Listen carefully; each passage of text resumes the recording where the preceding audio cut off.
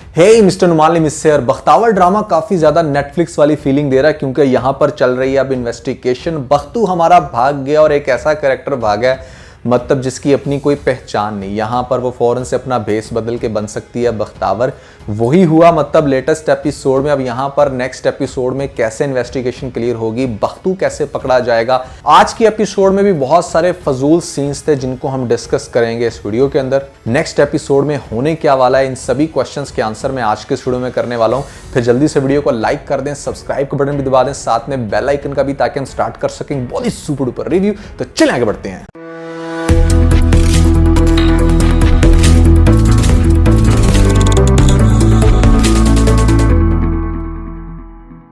सबसे पहले मुझे लेटेस्ट एपिसोड में वो सीन बहुत अजीब लगा जहां पर आपको दिखाया जाता है कि वो नूरा की इज्जत लूटने की कोशिश कर रहा होता है सलार, साथ में उसके दोस्त भी मिलकर के। 3 लोग मिलकर एक लड़की की इज्जत बर्बाद करने की कोशिश कर रहे हैं। वहां पर बख्तू को इस बात की समझ भी आ गई है कि अंदर कुछ गलत चल रहा है, तो वो फिर किस चीज़ का इंतज़ार कर रही थी। काफ़ी देर तक वो बाहर खड़ी होकर सिर्फ मतलब बातें सुन रही थी।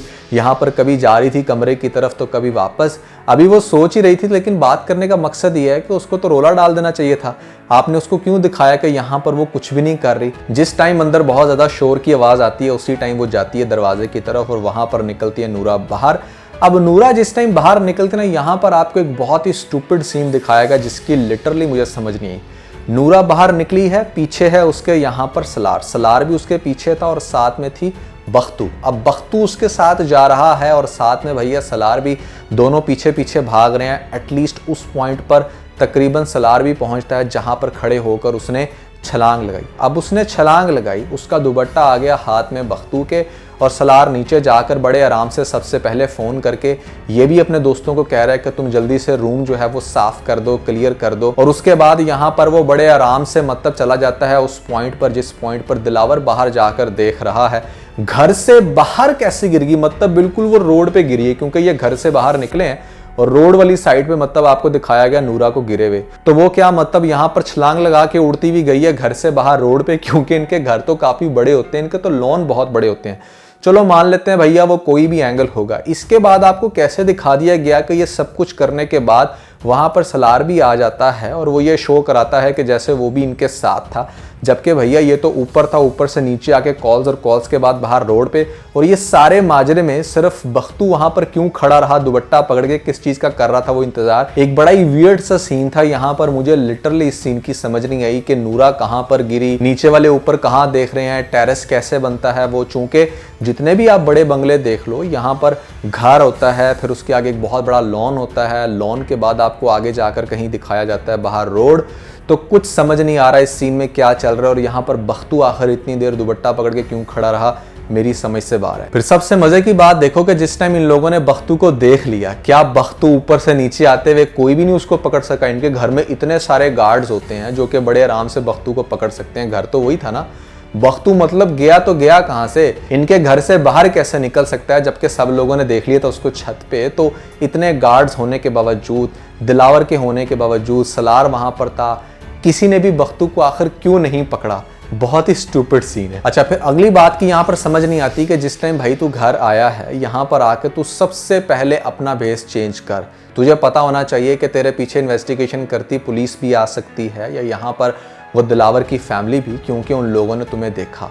तो रात सारी उन लोगों ने क्यों नहीं बख्तू के घर अप्रोच किया, क्यों नहीं पता किया, क्योंकि इतना तो पता ही है ना कि यहाँ पर बख्तू की बहन कहाँ पे रहती है, तो बख्तू भी वहीं पे रहता होगा। क्यों नहीं दिलावर की फैमिली ने अप्रोच किया भैया बख्तू को, और बख्तू घर में आगे क्यों इतना रिलैक्स होकर बैठ जाता है, रो रहा है या जो कुछ भी कर रहा है, अपनी हालत फ़ौरन से चेंज क्यों नहीं कर रहा। बड़ा रिलैक्स होकर आपको दिखाया गया कि बख्तावर ने नेक्स्ट डे में अपनी हालत को चेंज किया और हालत चेंज करके यहाँ पर मसल्ले पे बैठ गई है, डर रही है, रो रही है। पुलिस वाले पहचान नहीं सकेंगे डेफिनेटली, क्योंकि उन लोगों ने तो बख्तू को पहले देखा नहीं है। जिन लोगों ने बख्तू को देखा है, रोज़ बख्तावर को भी देख रहे हैं, वो कभी डिफ्रेंशिएट नहीं कर पाए, तो यहाँ पर ये पुलिस वाले कैसे करते। अगली स्टूपिड बात मुझे ये लगती है कि यहाँ पर कलसूम को कुछ नहीं कह रहा ये नज़र। मतलब आइडियली तो इसको कलसूम पे जाके शाउट करना चाहिए सबसे पहले कि तुमने क्यों अपनी डिटेल्स लिख के यहाँ पर बख्तू के घर के बाहर लगाती। वो बख्तू के ऊपर क्यों इतना गुस्सा कर रहा है भाई, बख्तू को क्यों यहाँ पर मारने की या घर से बाहर निकालने की कोशिश कर रहा है। तेरा काम तो सीधा जा अपनी बेगम के पास और जाकर उससे पूछ के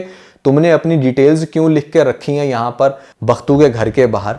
तो अपनी बेगम पे वो बिल्कुल भी गुस्सा नहीं है, बेगम के साथ बड़े आराम से बातें कर रहा है कि मेरी चाय लेकर आओ, इससे ज़्यादा वो उस पर कोई गुस्सा नहीं कर रहा। सर उसको ये टेंशन है कि कहीं भाग ना जाए, लेकिन बख्तू पे उसका इतना ज़्यादा गुस्सा करना क्यों बनता है, ये लिटरली बहुत ही फजूल सीन था। अगर आप लोग ये कहो कि उसने ये सारी डिटेल्स जाके पुलिस वालों को बतानी थी तो भाई वो बात एक तरफ, लेकिन पॉइंट है इसके वो डिटेल्स लिख के किसने दी, वो तो इसी की बेगम ने लिख के दी ना। बख्तू को इल्हाम थोड़ी हो जाएगा कि यहाँ पर इसकी उम्र क्या है, किस टाइम शादी की, या क्या ये चाहती है, इसके पीछे मकसद क्या है। तो ये एक बड़ा बोंगा सा सीन था। बख्तावर ड्रामा और बोंगे सीन ना हो, ये कैसे हो सकता है। अगला फजूल सीन ये था कि यहाँ पर बावजूद इसके कि सलार ने मुंह से बोल के बता दिया कि उसने खुद से छलांग लगाई, यानी कि वो भी उस टाइम उस पॉइंट पे था, तो यहाँ पर भी एक क्वेश्चन रेज होता है कि भाई जिस टाइम वो गिरी पड़ी थी तू तो नीचे था, तू ऊपर से नीचे इतनी जल्दी कैसे आ गया। और इतना सब कुछ उसके मुंह से बोलने के बावजूद भी क्यों नहीं सबका शक जो है वो यकीन में कन्वर्ट हो रहा, क्यों नहीं यहाँ पर दिलावर को भी समझ आ रही कि हाँ यही है इसके पीछे। बाप को तो खैर बड़े अच्छे से क्लैरिटी हो गई है इसके कि चूंकि इसका बटन टूटा हुआ था तो शायद ये दोनों बहन भाई मिले हुए हैं, क्योंकि यहाँ पर जो मेरी बेटी है वो भी बख्तू को फंसाने के चक्करों में थी और शायद उसी आड़ में यहाँ पर बख्तू को ही फंसाने की वजह से इन लोगों ने ये हरकत की है मिलके।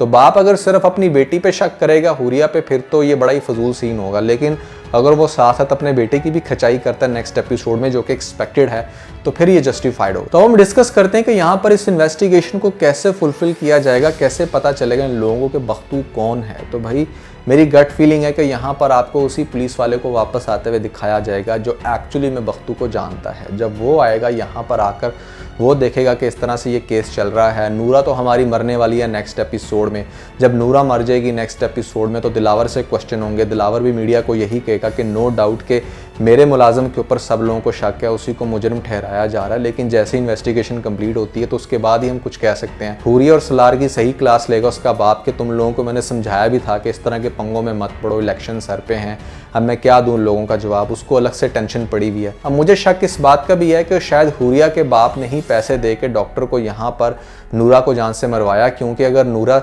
जिंदा रह जाती तो वो तो क्लियर कर देती कि हाँ इस तरह से सलार ही मेरी इज्जत लूटने की कोशिश कर रहा है। तो नूरा की मौत के पीछे मुझे लगता है कि सलार की फैमिली होगी। अब इंटरेस्टिंग बात यह है कि यहाँ पर आपको दिखाया जाएगा नेक्स्ट एपिसोड में कि बहुत ही कश्मकश का शिकार है। पुलिस भी सोचेगी कि मतलब जमीन खा गई, आसमान कहाँ गया आखिर ये बख्तू। दिलावर भी काफी परेशान होगा। आपको दिखाया जाएगा उसी पुलिस ऑफिसर को शायद वापस आते हुए, और वो फिर आकर देखेगा इस मामले को, तो उसको तो पता है कि बख्तू ही बख्तावर है।